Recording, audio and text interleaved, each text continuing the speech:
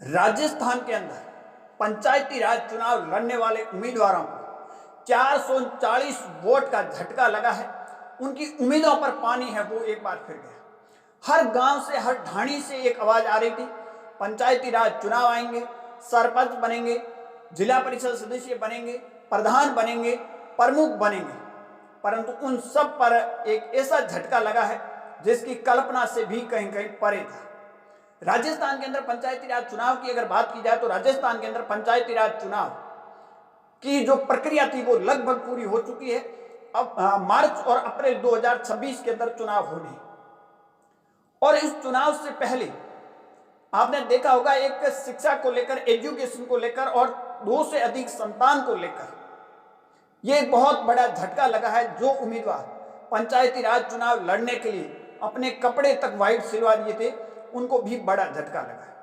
क्या 2 से अधिक संतान वाले जो लोग हैं क्या वो चुनाव लड़ पाएंगे, या फिर क्या 10वीं और 12वीं एजुकेशन है वो जरूरी कर दी है?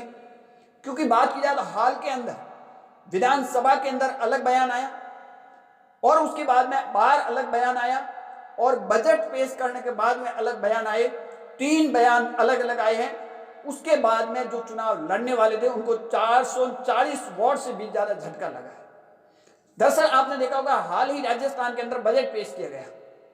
उप मुख्यमंत्री या वित्त मंत्री दिया कुमारी ने, और दिया कुमारी ने जैसे ही बजट पढ़ने के बाद में बाहर आई और मीडिया से जब रूबरू हुई तो मीडिया ने पहला ही प्रश्न दाग लिया पंचायती राज चुनाव को लेकर। 2 संतान से अधिक क्या मैडम चुनाव लड़ सकते हैं, या फिर चुनाव लड़ने वालों की 10वीं और 12वीं एजुकेशन जरूरी है या फिर एजुकेशन जरूरी नहीं है?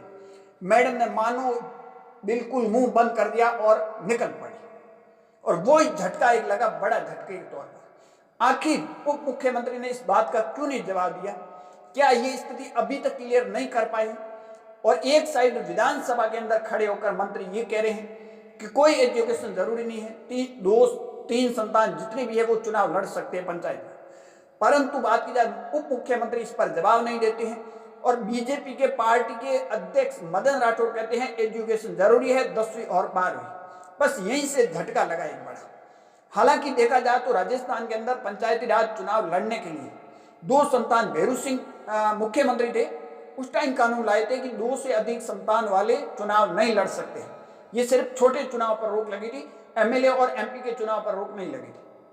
परंतु वसुंधरा राजे सिंधिया आई, उसके बाद में अशोक गहलोत आई, और अब भजन लाल की सरकार के अंदर इसमें एक राहत देने की कोशिश तो की जा रही है, परंतु स्थिति अभी भी क्लियर नहीं की जा रही है। क्या आप पंचायती राज चुनाव लड़ने के लिए आपकी 10वीं और 12वीं जरूरी है, या फिर आप अगर 2 से अधिक संतान हैं तो वो क्या पंचायती राज चुनाव लड़ेंगे? तो इस पर सरकार की तरफ से अभी भी गोड़ मटोड़ जवाब दिया जा रहा है।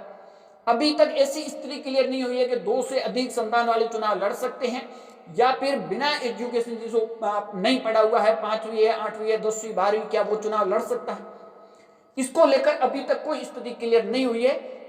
परंतु झटका एक जरूर लगा, दूसरा झटका लगेगा जब व्यक्ति जो क्लियर है, चुनाव आयोग ने क्लियर स्थिति नहीं की है कि राजस्थान के अंदर पंचायती राज चुनाव लड़ने के लिए ये योग्यता, ये 2 से अधिक संतान, इस पर कोई भी खुलकर अभी तक जवाब सामने नहीं आया।